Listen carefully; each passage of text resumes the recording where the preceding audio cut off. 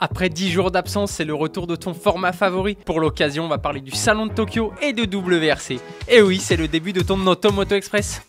La Toyota Yaris de tous les superlatifs. Tu connais la GR Yaris? Eh bien, le constructeur nippon a voulu aller encore plus loin avec la Toyota GRMN Yaris. Sous le capot, on retrouve le même 3 cylindres. Quels sont les changements alors? Son moteur est déjà plus coupleux avec ses 390 Nm. Et puis, elle est plus large, plus basse, plus rigide, mais surtout plus légère de 20 kg. En plus de la version de base, la GRMN Yaris aura le droit à 2 déclinaisons, circuit et rallye. Malheureusement, j'ai une mauvaise nouvelle. Elle ne sera commercialisée qu'au Japon. Je suis d'accord avec toi, c'est nul.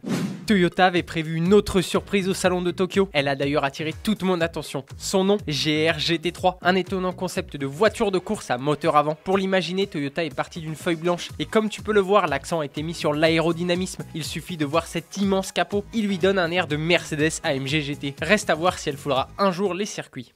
En parlant de circuit, la Toyota GR GT3 n'est pas la seule à m'avoir fait de l'œil. Regarde ce concept électrique dévoilé par Subaru. Avec cette auto, la marque espère battre des records, celui du Nürburgring en particulier. Selon les estimations, la STI IRA pourrait passer sous les 6 minutes 40. Pour te donner une idée, c'est un chrono semblable à celui de la Porsche 911 GT2 RS montée. Pas mal, hein? Après, elle développe quand même 1088 chevaux grâce à 4 moteurs électriques. La tentative de record aura lieu en 2023. Je vais surveiller ça de près.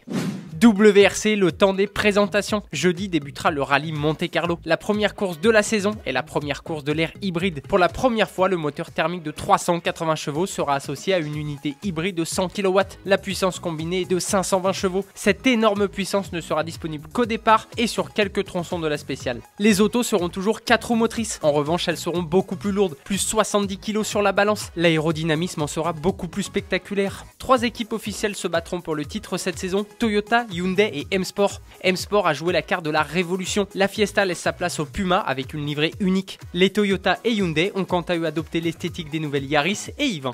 C'est le sujet de la question du jour. Est-ce que ces nouvelles WRC hybrides te font vibrer? J'attends ta réponse dans les commentaires. Automoto Express, c'est déjà fini pour aujourd'hui. Bravo à JVD et Romain Grenier pour la BMW M1000 RR by Lego. On se retrouve demain. Allez, ciao!